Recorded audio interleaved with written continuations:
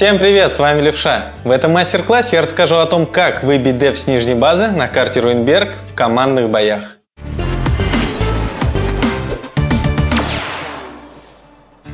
Сразу идти в атаку, само собой, нельзя. Сначала надо понять, поехал ли противник в мини-город, а затем правильно проверить зелень. Плюс важно знать, как передвигаться по городу, чтобы не просветиться на подъезде и не получить лишний урон. Но обо всем по порядку. Если в мини-городе никого нет, сразу возвращайте одного 50-100 в квадрат А7. С этой позиции он сможет встретить вражеские танки, если те попытаются встать на захват в начале боя. Остальными танками с перекрестка зацельте квадрат К0 и пустите своего Т1 вдоль красной линии. Если там будут враги, вы сможете прикрыть своего светляка. Затем туда должен проехать 1390, если он у вас есть, конечно. Далее Т1 едет проверять дома в К6, К7, а 1390 стоит и прикрывает его. Иногда в этом дворе оставляют танк. Если что, смело давите его числом. Также при заезде в эти дома можно засветить танки, которые стоят в дефе в квадратах H5, H4. В таком случае светляка вы, скорее всего, потеряете, зато получите важную информацию. Если до этого на зелени вы никого не нашли, можете оставить в этих квадратах своего Т1. Он отрежет целый фланг. И пока вы будете делать перетяжку через город, враги не смогут уехать на зелень незамеченными. Когда вся вражеская команда находится в городе или в дефе на базе, нельзя ехать в сторону их базы через центральную улицу. При переезде с квадрата F4 в F3 вас может засветить и прострелить танк, который стоит в бойнице на J2. Перетягиваться нужно исключительно через свою базу и делать это всеми боевыми танками сразу. На случай, если противник окажется где-нибудь в городе, а не у своей базы. Проезжать нужно вот таким маршрутом. По линии Б доберитесь до Б1. После, вдоль домов, проезжайте в Д1 и уже оттуда смещайтесь на улицу в Е3. Отсюда точно так же. Вдоль домов двигайтесь вперед, сворачивайте на улицу в F2 и подъезжайте к собору. Если все делать правильно, ваша команда не засветится и не получит урона. Из-за собора желательно выезжать всеми танками, зацеливая в одну точку. Если на этом углу возле бойницы будет стоять танк, это поможет вам быстро его убить. Команды, сидящие в обороне на нижней базе, часто оставляют своих Т1 в квадрате G1, чтобы рентгенить танки, или в кустах в К3, чтобы светить окрестности базы, желательно их убить. Танчик в К3 можно убить вслепую отсюда, стреляя в эти кусты.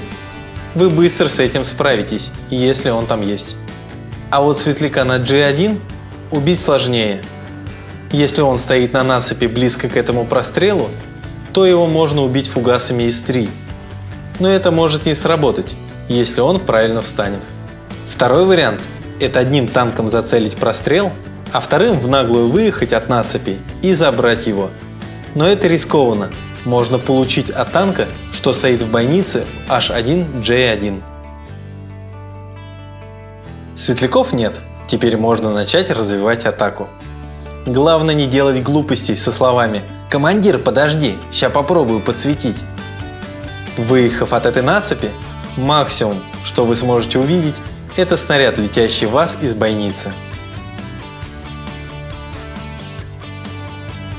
Атакующие тактики могут быть разные. В первую очередь все зависит от расстановки танков противника, а также их и вашего состава танков. Когда вражеский тяж светится в G1, оставьте возле собора один 50-100. Тут он не рентгенится. Когда ваша команда атакует, заезжает через этот проезд, он должен выйти от насыпи и добрать этого тяжа. При этом выезжать он должен после того, как ваши ИС-3 примут на себя выстрелы.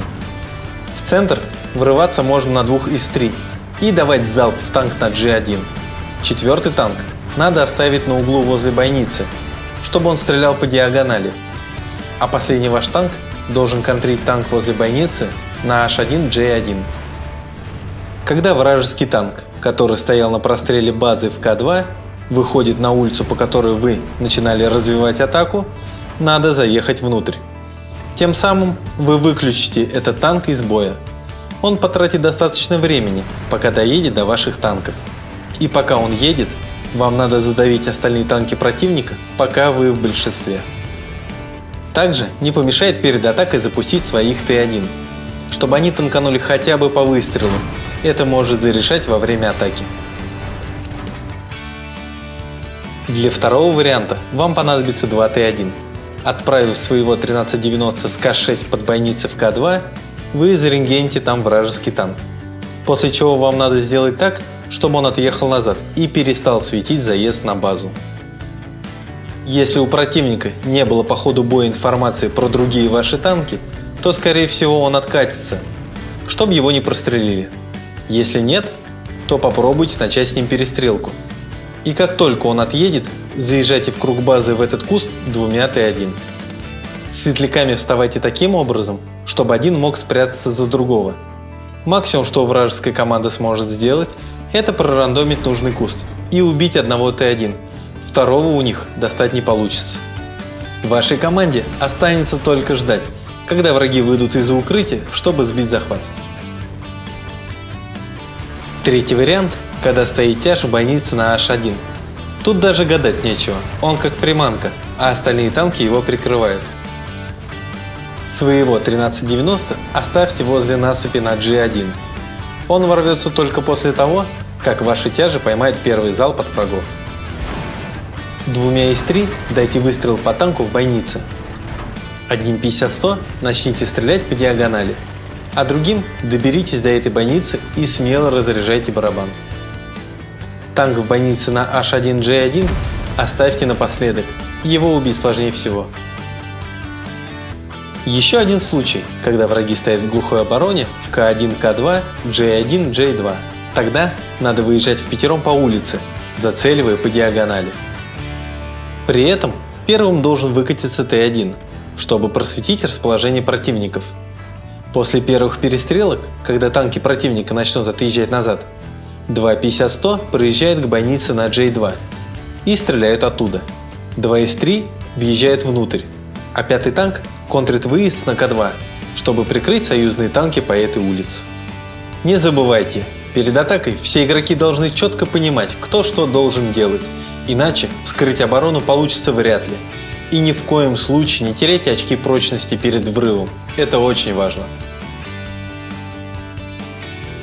На этом все. Надеюсь, мои советы вам помогут.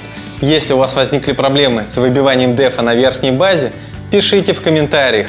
Если наберется достаточно отзывов, то в следующем выпуске про командные бои мы разберем другую базу. Или можете предложить свою тему. Не забывайте подписываться на наш киберспортивный канал, а также на мой канал. Увидимся через неделю. Всем пока!